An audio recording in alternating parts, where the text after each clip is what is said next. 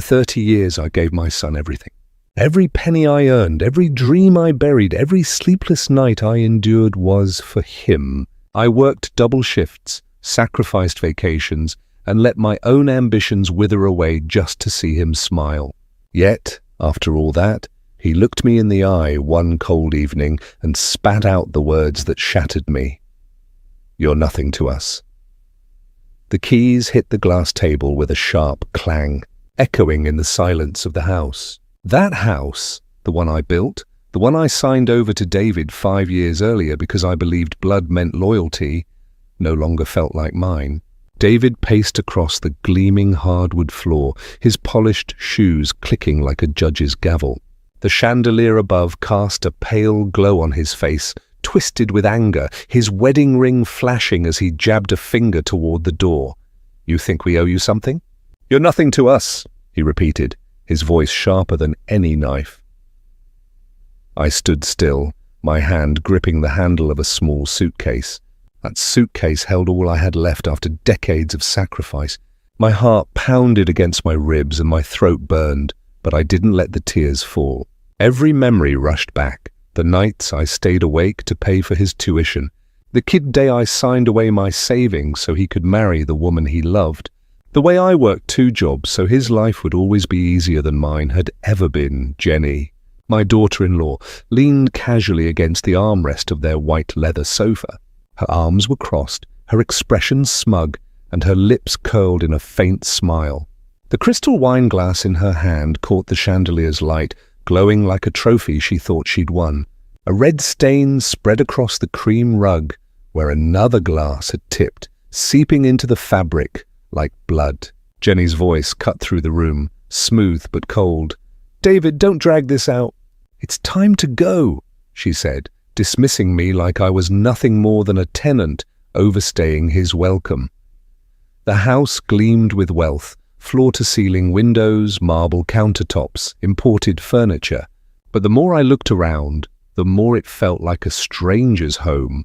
Every corner, every detail, every dollar spent had come from my hands, my sweat, my sacrifices. Yet here I was, being told I was a burden. "Foolish David," I whispered, my voice trembling though I tried to keep it steady. "I gave you everything." For the briefest moment his steps faltered. But then his face hardened again and he pointed at the door. "And I'm done carrying you." "Get out!" The word struck me harder than any blow. My chest tightened, my hands shook, and I could feel the ground shifting beneath me. But somewhere, deep inside, a small fire lit. They thought they had broken me. They thought I would leave quietly, carrying nothing but shame. But they didn't know what I carried with me, what I had prepared, just in case. 2 months later, in the courtroom, that fire roared. I stood with the yellow document in my hand, the one I had kept close, waiting for the right moment. When I handed it to the judge, David's smirk vanished. His wife's face drained of color. And when the judge read the words aloud, my son screamed. Rage, fear, disbelief, tangled in his voice. I didn't scream. I didn't shout. I only smiled. For the first time in years, I felt justice stir, heavy and certain. Jenny's hand twitched, betraying a flicker of unease, but her eyes stayed locked on me, daring me to crumble. I wanted to scream, to shake him, to make him remember the boy who'd clung to me after his mother died. But that boy was gone. In his place stood a man I didn't recognize, his face twisted with contempt. My hand brushed my coat pocket, feeling the crinkle of an old envelope. Not yet, I thought. Not here. I lifted the suitcase light, holding just a few shirts, a faded photo of my late wife, Mary, and that envelope.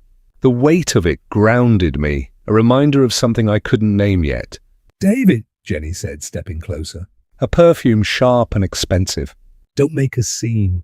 It's undignified." I met her gaze, my jaw tight. "You'll regret this," I said, not sure if I meant it as a threat or a plea. David laughed, a harsh bark. "Regret? You're the one who'll be sorry, old man." I turned to the door, my heart pounding so loud I barely heard Jenny's final jab. "Take care, David." The door loomed ahead. Heavy oak with brass fittings, a barrier between the life I built and the void waiting outside. I opened it. Cold, wet air hit my face, the rain already soaking through my thin coat. "David," I said, pausing, not looking back. "You're wrong about me." He didn't answer. The door slammed shut behind me, the sound echoing in my bones. Rain pelted the street, blurring the glow of a distant street lamp. I stood there, suitcase in hand, no car, no plan, nowhere to go. Everyone would whisper I was broken, poor David, discarded like trash. But as the rain stung my skin, something stirred inside me. Not pain, not yet. An ember, small but alive, flickering in the dark. I stepped forward, the suitcase heavier now, and let the night swallow me. The mattress sagged beneath me, creaking with every shift. I sat in the dim light of a single bulb, listening to the neighbours' muffled shouts through the paper-thin walls of my new apartment in Lent. A far cry from the house in West Hills. Once I'd pictured a different life. Travel, laughter, merry by my side. Now this, a cracked coffee mug, a wobbly table, and silence that pressed against my skull. I unzipped the suitcase, pulling out a faded photo. Mary smiled in it, her hair catching the sunlight. David tucked against her side. He was 6 then, all gaped grins and sticky fingers. I'd carried him on my shoulders, promising him the world. After she died in 95, that promise became my life. I worked double shifts, skipped vacations, sold my dreams of Europe to pay for his summer camps. I remembered the stack of bills on our old kitchen table, the way I'd hide them from him, saying, "We're fine, kid." The apartment smelled of mildew. A drip from the faucet punctuated the quiet. I set the photo down, my hands shaking. Had I loved him too much? Was that my mistake? I gave him everything. College tuition, the down payment for that house, even my pride when I signed it over. And for what? You're nothing to us. His voice echoed in my head, sharp as the day he said it. I dug deeper into the suitcase, past a worn sweater, and found it. The envelope yellowed, edges frayed, my old address scrawled in my handwriting. I'd kept it all these years, tucked away like a secret I wasn't ready to face. My fingers traced the seal. Not yet.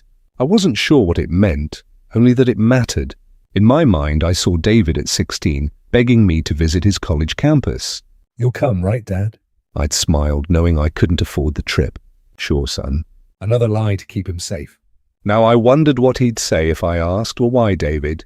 What didn't I give you?" The phone buzzed on the table. David's name flashed.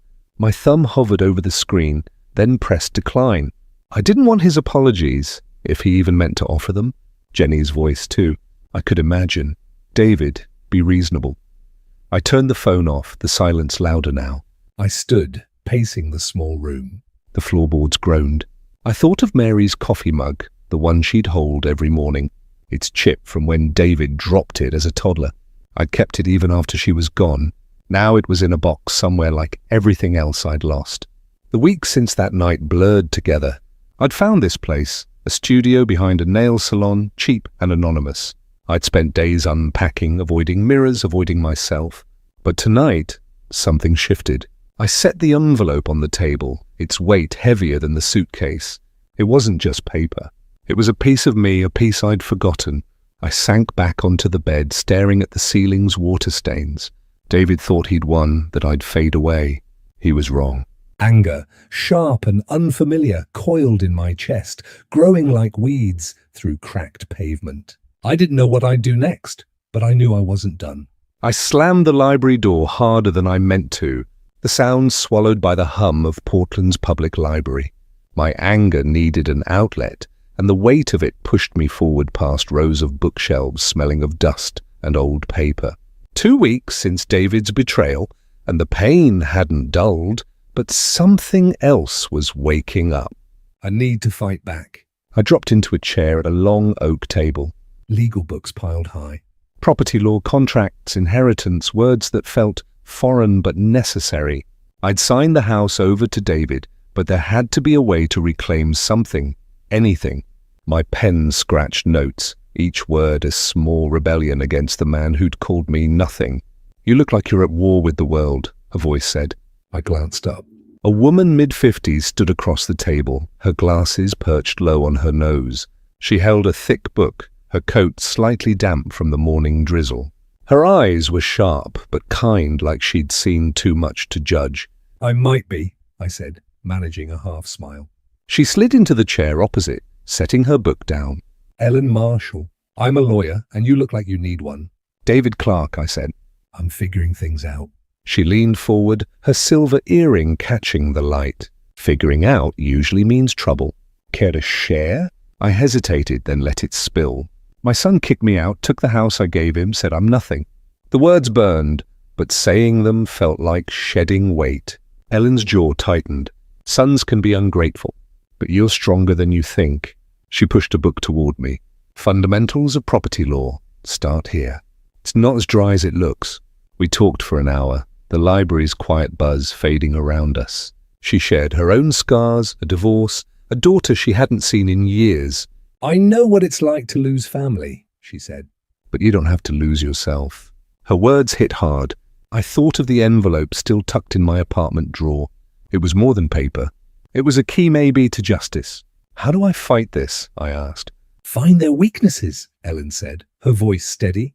People like your son. They're careless, arrogant, use that. We moved to a nearby cafe, the air thick with coffee and rain.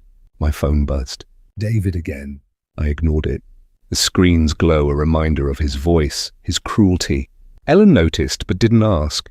Instead, she sketched out ideas, liens, fraud claims, old contracts. You need evidence, she said. Something they can't ignore. I nodded, my fist clenching under the table. David thought he'd crushed me. Jenny thought she'd outsmarted me. They were wrong. I wasn't the broken man they imagined. I was David Clark, and I'd make them see it. Back in my apartment, the bulb flickered as I sat at the wobbly table. The envelope lay there, its edges worn but intact. I didn't open it, not yet. But for the first time in weeks, I felt it. A pulse of hope, steady and real. I could win this. I sat at the library table, gripping my pen like a weapon. The hope I'd felt last night burned brighter now, urging me forward. Today I'd start fighting back. Ellen slid a stack of papers across the table, her eyes sharp behind her glasses. This is where we begin, she said, tapping a news article about David's real estate firm. The headline mentioned client complaints, small cracks in his perfect world. We'd spent weeks digging, meeting in quiet corners of Portland's libraries and cafes. The library smelled of old books and faint coffee from a vending machine. Its hum grounded me as I scanned documents, my fingers smudging ink. David's life laid bare in public records and social media revealed a man drunk on arrogance. Ellen pointed to a post on Jenny's profile, a polished photo at a gala, her smile tight. She's obsessed with control, Ellen said. That's her weakness. I nodded, scribbling notes. David's firm was under scrutiny for shady deals, the kind that could ruin him if someone pushed hard enough. His ego blinded him to the risks. He thought he was untouchable. Jenny, meanwhile, lived for her reputation. I imagined her in a boardroom, her voice crisp, her hands trembling if a scandal broke. One misstep and her carefully built image would shatter. Found something, Ellen said, sliding her laptop toward me. A forum post from a disgruntled client accused David of inflating property values. We can tie this to him, it's leverage. Her voice was steady, but her fingers drummed the table, betraying her excitement. I leaned back, my chair creaking. He's careless. Always was. I thought of the envelope in my apartment drawer. Its weight a quiet promise. It could wait. For now, we needed more names, dates, proof. Ellen's gaze softened. You remind me of myself, you know. After my divorce, she paused, twisting her coffee cup. He took everything, my home, my confidence. I rebuilt it, but it cost me my daughter. She doesn't call anymore.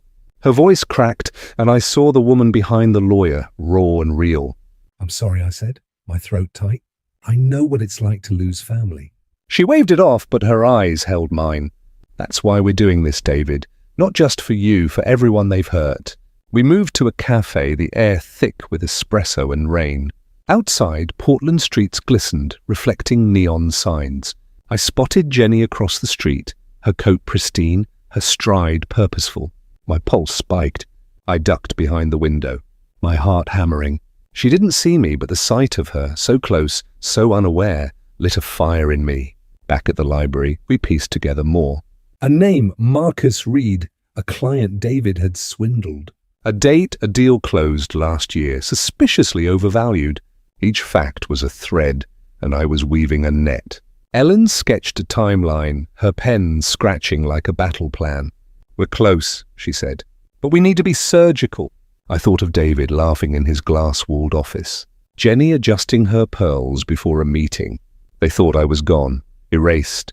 My hand tightened around the paper. Now a list of their vulnerabilities.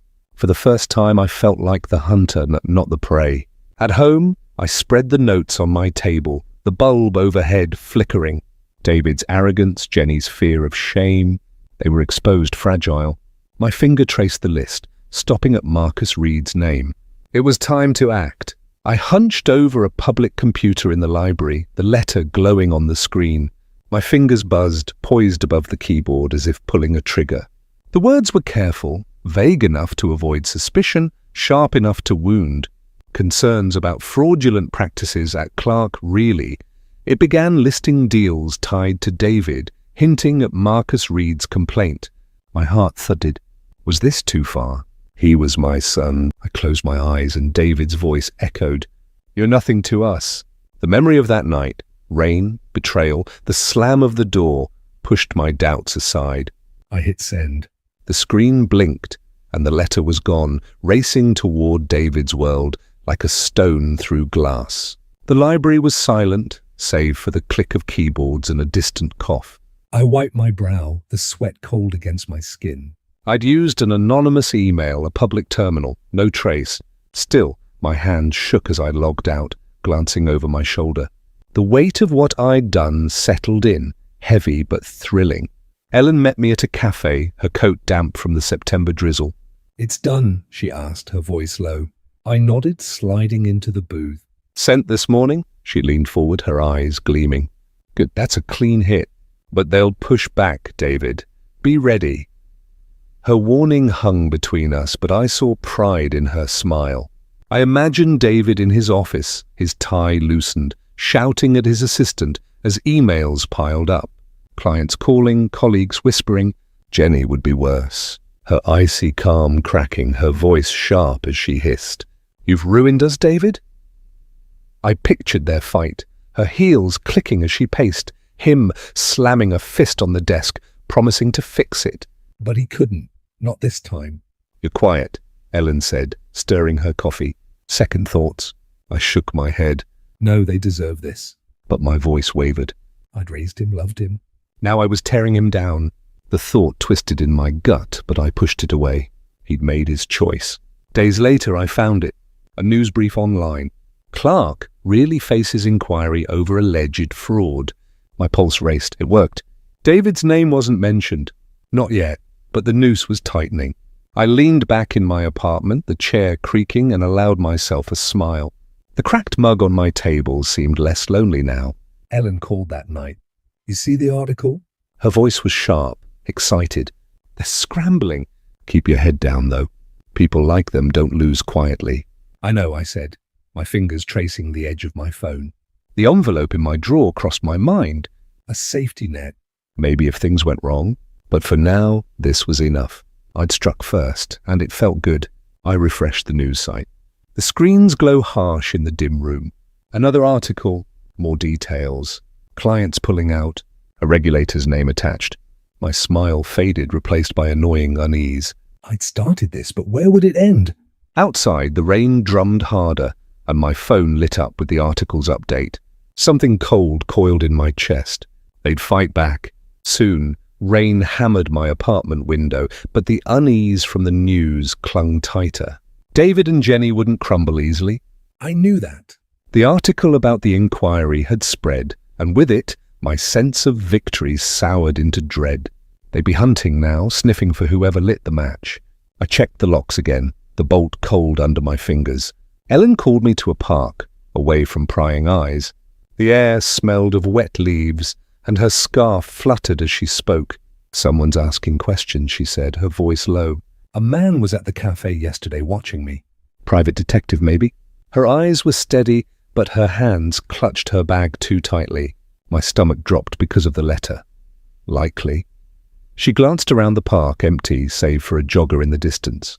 They're scared, David. That's good. But it means they're dangerous.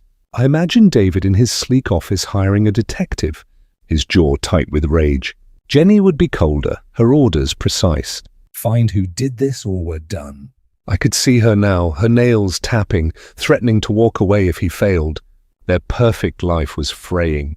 And I'd pulled the first thread, but at what cost? We walked, our shoes squishing on the path. Ellen's voice softened. I've been here before, you know. My ex hired a guy to dig up dirt during the divorce. Found nothing, but it kept me up nights. She paused, her breath visible in the chill. We'll outsmart them, we have to. I nodded, but fear nodded at me. What if they traced the letter? What if they found Ellen? The envelope in my drawer flashed in my mind. My insurance maybe, but not enough, not yet. That night, I sifted through memories of David. He was 15, caught stealing cash from my wallet. I didn't do it, Dad, he'd said, his eyes wide, lying without blinking. I forgave him then, believing he'd grow out of it. Now I saw the truth. That boy became the man who threw me out. The thought hardened me, but it hurt too. Ellen and I met again, this time in a crowded diner, the clatter of plates masking our words. They're closing in, she said, sliding a napkin with a name. Victor Clean, private investigator. He's good, but sloppy. Ask the librarian about me. What do we do? My voice was tight, my coffee untouched. Stay invisible, she said. No more public computers and keep your phone off when you're not using it. Her hand touched mine, brief but firm. We're smarter than them, David. Remember that? I tried to believe her. But back home, the apartment felt smaller, the walls closing in. I hid my notes in a shoebox, my hands unsteady. The street outside was quiet, too quiet. I thought of David's lies, Jenny's cold smile. They were circling, and I was the prey. Then my phone rang, an unknown number. I froze, staring at the screen. It stopped, but the silence was worse. A creak came from outside, sharp against the rain. My fists clenched, my heart pounding. They were close. I had to move faster. I stood in the park, clutching an umbrella, its rib straining against the November wind. Last night's creak outside my window had kept me awake, my pulse racing at every shadow. But today I was ready. The game had begun, and I wasn't backing down. Ellen sat on a peeling bench, her scarf loose, her notebook open. We need to be precise, she said, her pen scratching a timeline. One wrong move and they'll pounce. The park smelled of wet leaves and distant wood smoke. A dog barked somewhere, its echoes swallowed by the drizzle. I pulled my coat tighter, my own notes tucked in a battered journal. The document, I said, my voice low. It's our edge. Ellen glanced up, her eyes narrowing. The original deed. You sure it holds up? I nodded. There was a mistake when I signed the house over. It's still mine legally. I didn't explain more, not yet. The deed hidden in my apartment was my ace, a yellowed contract that could unravel David's world. But we had to play it right. She leaned forward, her breath clouding in the chill. Then we file a claim quietly. But we need a distraction, something to keep them off balance. Her pen tapped the page. More anonymous tips, complaints to David's regulators, whispers to stir the pot. Hit them where they're weak, she said. David's ego, Jenny's image. I scribbled her ideas, my hands steady despite the cold. I wasn't the man they'd thrown out anymore. I was a strategist building a trap, but a flicker of doubt nodded at me. What if this changes me, Ellen? What if I lose myself? She smirked, closing her notebook. If we mess this up, I'll buy you coffee at the worst diner in Portland. Deal. Her humor broke the tension, and I laughed, the sound foreign in my throat. She was more than an ally now, a friend, someone who saw me when I'd forgotten myself. We mapped it out. A letter to the city about David's deals, vague but pointed, sent from a burner email. A legal draft hidden for now to reclaim the house. Each step was a brick in the wall I was building. I thought of David's smug grin, Jenny's cold stare. They'd underestimated me. That was their mistake. A man jogged past, his hood up, and my heart skipped. I scanned the park, half expecting David's detective. You're jumpy, Ellen said, her voice calm. He's just a runner. Stay focused. But her hand tightened on her bag, betraying her own nerves. I flipped through my journal. The pages filled with dates, names, weaknesses. David's fraud, Jenny's fear of shame. They were exposed and I held the strings. We're close, I said, my voice firm. I can feel it. Ellen nodded, standing. We are. But this is chess, David. One move at a time. She tucked her scarf, her silhouette sharp against the grey sky. I folded my notes, the paper crisp in my hands. It wasn't just a plan. It was power, something I hadn't felt in years. Back home, the apartment was cold, the radiator hissing. I slid the notes into my pocket, their weight grounding me. The deed waited in its drawer, but this was bigger now. The game was on and I was ready to play. I opened the news site and there it was. David Clark, my son, the man I built, crumbling. The headline screamed, Clark really fined for shady practices. My chest tightened, not with fear, but with a strange, sharp joy. I leaned back in my apartment, the chair creaking, the dim lamp casting shadows on the cracked walls. He was falling and I pushed him. The article detailed it all. Fines, lost clients, regulators circling. David's name wasn't front and center, but it didn't need to be. His colleagues would whisper, his phone would go silent. I imagined him in his sleek office, his tie undone, shouting at an empty room as deals slipped away. Jenny would be worst, her voice slicing through their house. You're dragging us down, David. Fix this or I'm gone. He'd beg, his arrogance cracking, but she'd turn away, her heels clicking on their marble floor. Ellen met me at a cafe, the air thick with cinnamon and steam. You saw it? She asked, sliding into the booth, her coat damp from December's rain. I nodded, my coffee untouched. It's working, but guilt twisted in me. I saw David at 8, his arms around my neck after a school play, promising to make me proud. Now I was tearing him apart. He was my son, I said, my voice low. Is Ellen corrected, her eyes soft but firm? He's still your son, but he chose this fight. She sipped her tea, her fingers steady. He might suspect you, David, be careful. I thought of the deed locked away. It was my trump card, but this moment, David's world shaking, was enough for now. I remembered him at 16, caught stealing from my wallet, swearing he'd be better. I'll make you proud, Dad, he'd said, his eyes wet. I believed him. I was wrong. My phone buzzed.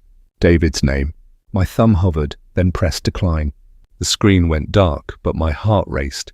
He was reaching out. Maybe desperate, maybe angry. I didn't care.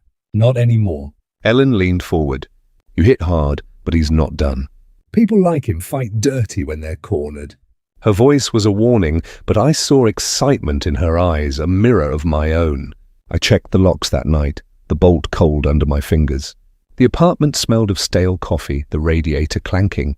I pulled up the article again, the screen's glow harsh. More details. A client suing, a partner pulling out.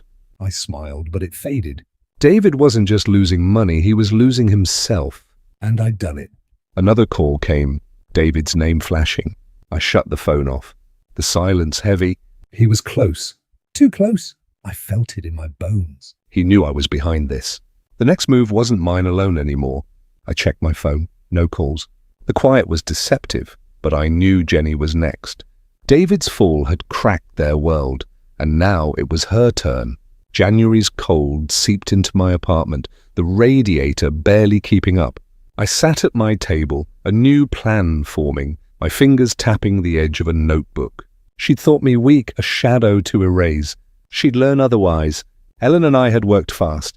Using a public library computer, we'd crafted a letter, anonymous, precise, detailing Jenny's sleight of hand with her company's marketing budgets. Small overcharges hidden in reports funneled to personal accounts. Enough to stall her promotion, maybe end her career. I sent it to her firm's ethics board, my heart pounding as the screen confirmed delivery. It was done.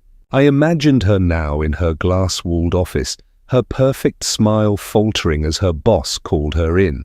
She'd snap at colleagues, her voice shrill, her control slipping.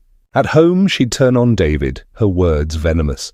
This is your fault, David. Your weakness is ruining us. He'd fire back, his voice. Not me, Jenny. Someone's after us. Their marriage built on ambition was splintering and I held the hammer. Ellen met me in a diner, her face drawn. The letter hit, she said, sliding a news clipping across the table. Her firm's investigating. She's on thin ice. Her voice was steady, but her eyes darted to the door, wary of shadows. I leaned back, the vinyl booth squeaking. Good. But my triumph was laced with caution. Jenny wasn't David. She'd fight smarter, harder. I remembered meeting her years ago at David's engagement party. Her handshake was firm, her smile polished, but her eyes were ice, dismissing me as nothing. That memory fueled me now. You're enjoying this, Ellen said, half smiling. But she's dangerous when cornered like a snake. Let her try, I said, my voice harder than I felt. The deed, my secret weapon, waited in its drawer. I didn't need it yet. Jenny's fall was my focus, and it felt right. I saw her once from across the street, her coat button tight, her face pale as she hurried into her office. Her stride was off, hurried, not the confident glide I knew. I stayed hidden, my pulse racing. She was cracking and I'd done it. That night I read the news again. Marketing exec faces budget probe. The headline glowed, my trophy. But Ellen's warning echoed. She was dangerous. I thought of David's calls unanswered and wondered if they were talking, plotting.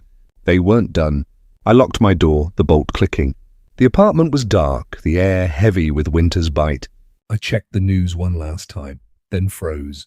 A car idled outside, its headlights off, a black shape against the street's glow. Someone was watching. My hands clenched, my breath short.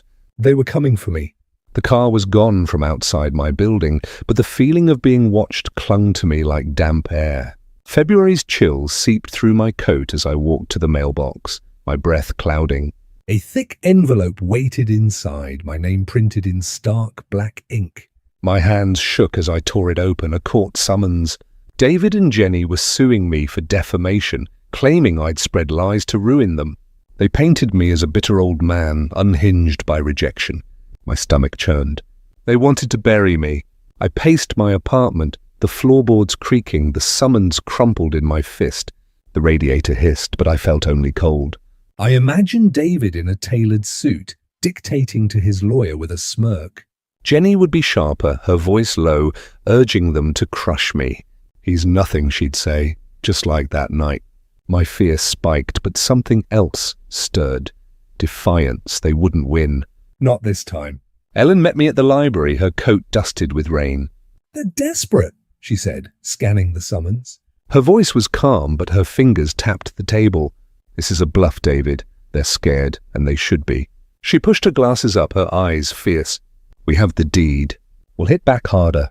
I sank into a chair, the library's hum fading. What if we lose? My voice cracked, betraying the panic I tried to bury. She leaned forward, her hand grazing mine. We won't. That contract is ironclad. They underestimated you, and that's their mistake. Her confidence steadied me like a rope in a storm.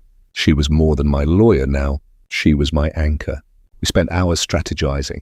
Papers spread across the table. The deed locked in my apartment was our weapon. A legal error that kept the house mine. Ellen drafted a response, her pen scratching like a battle cry. We'll file quietly, she said. Let them think they're winning. I nodded, my fear easing, replaced by a quiet resolve. I wasn't their victim anymore. I remembered David at 16 caught lying about a stolen car. I messed up. Dad, he'd said, tears in his eyes. I hugged him, believing love would fix him. I was wrong. That boy was gone, replaced by a man who'd spit in my face. The memory hardened me, but it stung too. Outside, I spotted David across the street, his phone pressed to his ear, his face drawn. My pulse raced. I ducked behind a corner, my breath shallow. He didn't see me, but his presence felt like a warning. They were close, too close. Back home, I checked the locks, the bolt cold under my fingers. The summons lay on my table, a challenge I wouldn't refuse. I thought of the deed waiting in its drawer. It was my shield, my sword. I stood before the mirror, my reflection sharper than it had been in months. The man staring back wasn't broken. He was ready. I slipped the old envelope into my pocket. It's way a promise. Tomorrow everything would change. I stood before the mirror in a worn suit, the fabric tight across my shoulders, but the envelope in my pocket gave me strength. The courthouse loomed ahead, its stones stepped slick with March rain. My heart pounded, but I wasn't afraid. Not anymore. Today I'd end this. The deed, that yellowed contract, was my truth, and David and Jenny would face it. The courtroom smelled of polish and dust, its wooden benches creaking under the weight of spectators. David sat at the plaintiff's table, his jaw tight, his suit pristine. Jenny, beside him, adjusted her scarf, her face a mask of composure. But I saw the tension in her eyes, the way her fingers gripped her purse. They thought they'd won before we'd even started. Ellen squeezed my arm, her voice a whisper. "You've got this, David." Her calm grounded me, her presence a reminder of how far we'd come. The judge, a stern woman with grey hair, called the room to order. My summons for defamation was their weapon, but I had a better one. Their lawyer spoke first, his voice smooth, accusing me of lies, of spite. David nodded along, his gaze flicking to me, daring me to break. Jenny's lips twitched, a faint smirk. I stayed still, my hands steady. Then it was our turn. Ellen rose, her tone sharp, but measured. "Your Honor, we have evidence that changes everything." She nodded to me. I stood, my legs firm, and handed the judge the deed. The paper was heavy, its ink faded but clear. "This is the original contract for the house," I said, my voice steady. "It was never properly transferred. The property is mine." The room stilled. The judge adjusted her glasses, reading. David leaned forward, his face wreathing. "That's a lie," he shouted, his voice cracking. "He's making it up." Jenny's hand shot to his arm, her nails digging in, but her eyes were wide, her composure gone. The judge raised a hand, silencing him. She read on, her brow furrowing. "I remembered signing that deed years ago, thinking it was for David's future." I trusted him, loved him. Now that same paper was my victory, a twist of fate I hadn't foreseen. "Mr. Clark," the judge said, looking at David, "this document is valid." The transfer was incomplete. Gasps rippled through the room. David stood, his chair scraping, his voice a snarl. "No, he can't do this." Jenny's face drained of colour, her purse slipping to the floor. She whispered something, her voice lost in the chaos. Ellen leaned close, her breath warm. "You did it, David." I nodded, but my triumph was quiet. I'd won, but the cost was heavy. David's rage, Jenny's collapse, they were my doing. Yet, as I watched them unravel, the pain of that night, their betrayal, their cruelty, eased. The judge banged her gavel, dismissing their claim. I stood, my legs steady, and walked out, the air crisp and sharp. Ellen followed, her smile wide. I felt lighter, freer, but questions lingered. What now? I touched the envelope in my pocket, its work done. The future waited, and I wasn't sure where it led. I stepped out of the courthouse, and the world felt lighter, the March air sharp with possibility. The judge's ruling had come a week later. The house was mine, the deed upheld. David and Jenny's empire, built on greed and betrayal, had crumbled. Their wealth, their status, their marriage, all gone. I'd won, but the victory wasn't just the house. It was me, reclaimed from the ashes of their cruelty. Yet standing there, I wondered where to go next. June's sun warmed Portland streets as I walked through the old house one last time. The floors creaked, the air thick with memories. David's laughter as a boy, Mary's voice calling from the kitchen. I ran my hand along the banister. It was smooth from years of touch. This place had been my heart, but now it felt like chains. I called a realtor that day, signing papers to sell it. The pen felt light, the act of release. I didn't need these walls anymore. Ellen met me at a cafe, her scarf bright against the summer light. "You're free now," she said, spreading a map across the table. "Paris or Rome?" Her laugh was warm, her eyes bright with mischief. We'd grown close, our friendship a gift I hadn't expected. She'd saved me, not just in court, but in spirit, pulling me from the dark. I sipped my coffee, the bitterness familiar, but softer now. "Both," I said, grinning. Europe, my dream, buried for 30 years, was alive again. I remembered Mary, her hand in mine, her voice soft. "Live, David," she'd said before she died. "Don't stop." I'd failed her then, pouring everything into David, but now I was ready. Her photo, now in a new frame, sat on my table in a small, bright apartment I'd rented. A clean start. The weeks after the trial had been quiet. News trickled in. David's firm collapsed, his clients gone. Jenny's career imploded, her name tainted. I imagined them fighting, their voices sharp, their love, if it ever was love, shattered. I felt no joy, only closure. They'd made their choices and I'd made mine. I sold the house for a good price, enough to fund my travels and more. The money felt secondary. The freedom was everything. Ellen and I planned our trip, poring over guidebooks, laughing over bad French phrases. She'd visit her daughter first, try to mend that bridge. I hoped she would. She deserved it. My new apartment smelled of fresh paint, its windows catching the morning sun. I walked through it, my steps light, and found Mary's photo on the shelf. I'm living now, I whispered, my throat tight. Justice had been bitter, but it had freed me. I wasn't the man who'd stood in the rain, broken and lost. I was David Clark, and I was whole. I stood at my new doorstep, a plain ticket in my hand. The paper was crisp, its promise vast. Paris waited, then Rome, then wherever I chose. The sun warmed my face and I smiled. The future opened before me. If you like this story, please like this video, subscribe to the channel, and share your impressions of this story in the comments. To listen to the next story, click on the box on the left. Thank you for watching.